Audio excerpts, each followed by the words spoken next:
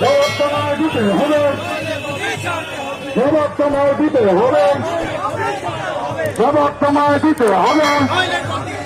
আদিবাসী সংগঠন জিরাফত, রাষ্ট্রীয় আদিবাসী নেতা প্রখণ্ড মুর্মু জিরাফত,